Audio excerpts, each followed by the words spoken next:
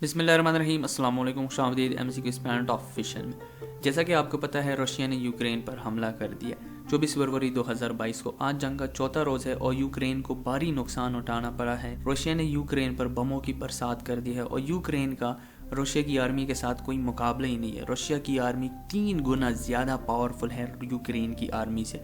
अगर यूक्रेन की आर्मी की मदद के लिए नेटो सामने नहीं आता तो यूक्रेन 1-2 दिन में मुकम्मल रशिया के कंट्रोल में होगा। रशिया यूक्रेन को इन्वेड तो नहीं करेगा, लेकिन वहाँ पर अपनी पपेट हुकूमत ज़रूर बनाएगा, क्योंकि जो रशिया के मफाद में होगा।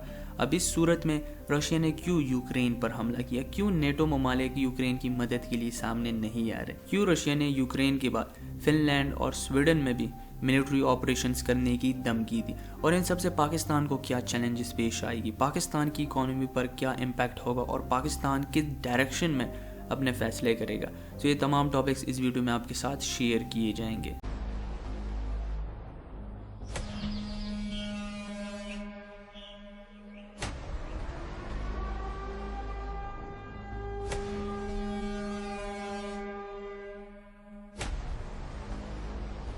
पहले बात करते हैं क्यों रशिया ने यूक्रेन पर हमला किया। क्या ऐसी वजूहत बनी जिसकी वजह से रशिया को यूक्रेन पर हमला करना पड़ा? तो इसकी सबसे बड़ी वजह नेटो है।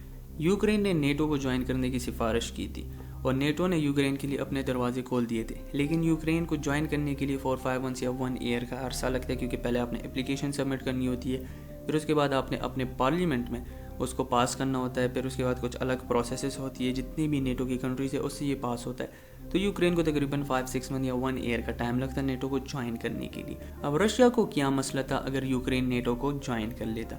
तो रशिया को सबसे बड़ा मसला उसकी नेशनल सिक्योरिटी का था। आपके यहाँ पर मैप में शो हो रहा है कि रशिया और यूक्रेन के दरमियान एक बहुत बड़ी बॉर्डर जो है वो दोनों मुल्कों के दरमियान शेयर होती है।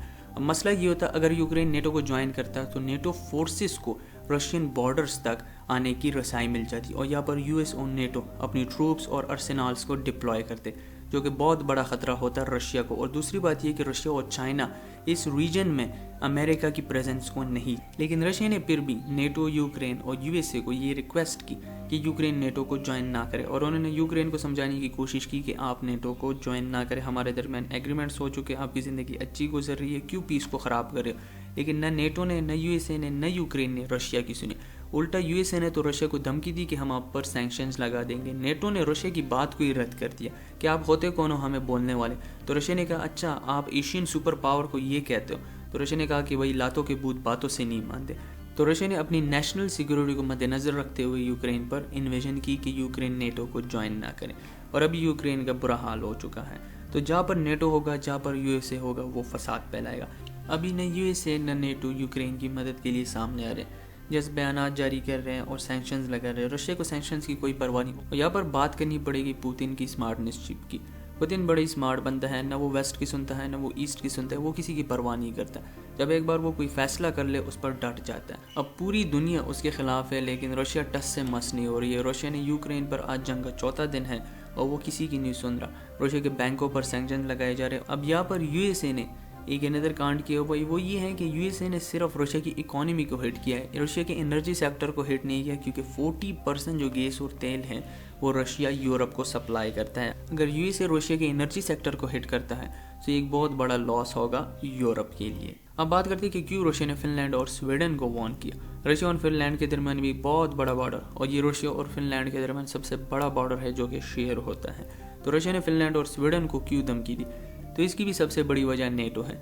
नेटो ने यूक्रेन में भी गन फैलाया, नेटो फिनलैंड और स्वीडन में भी गन फैलाना चाहता है। रशिया ने फिनलैंड और स्वीडन को वार्न किया है कि अगर आपने नेटो को ज्वाइन किया तो आपको भी जंग का सामना करना पड़ सकता है। अब फिनलैंड और स्वीडन दोनों रशिया के सामने कुछ नहीं है, और फिनलैंड को ये भी पता है अगर हम नेटो को ज्वाइन करेंगे तो इसी दरमियान रशिया हम पर हमला कर देगा, और जो हाल उसने यूक्रेन का किया है वो हमारा भी कर लेगा।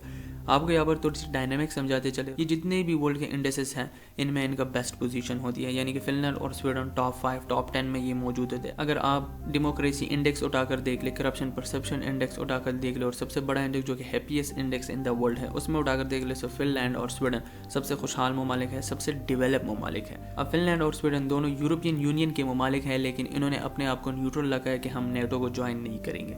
अब इन्होंने ख्वाहिश जाहिर की थी, लेकिन रशिया के दबाव के बाद उन्होंने कहा कि अभी हमने नेटो को ज्वाइन नहीं करना, हमने अमन में ज़िंदगी गुजारनी है। और रशिया ने भी इनसे कहा कि क्यों अपना पीस ख़राब कर रहे हो, जैसे हो वैसे रहो, اور ہمارے بارڈرز تک نیٹو کو رسائی نہ دو. سو فن لینڈ اور سویڈن کی سمجھ میں تو بات آ گئی, لیکن یوکرین کی سمجھ میں نہیں آئی تھی.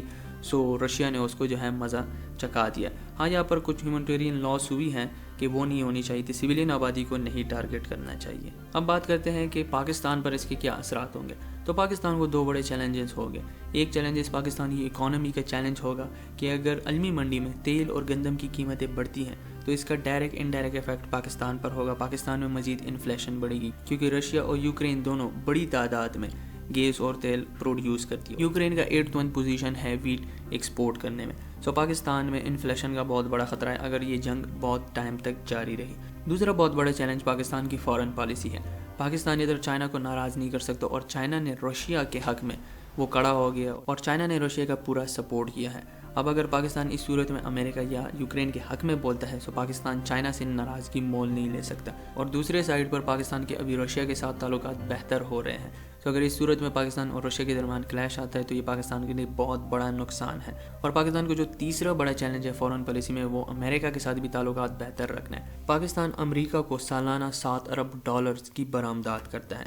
اور اگر بات کی جائے تو پاکستان یورپین یونین کو سالانہ $9 ارب کی برآمدات کرتا ہے اور پاکستان رشیا کو صرف $17 کروڑ کی برآمدات کرتا ہے. سو پاکستان کا جو بہت بڑا ایکسپورٹ کا جو سیکٹر ہے وہ USA کو جاتا ہے, یعنی کہ پاکستان کو بہت بڑی مقدار میں جو ڈالرز اور پاکستان کی جو اکانومی ہے وہ ان ممالک پر منحصر کرتی ہے.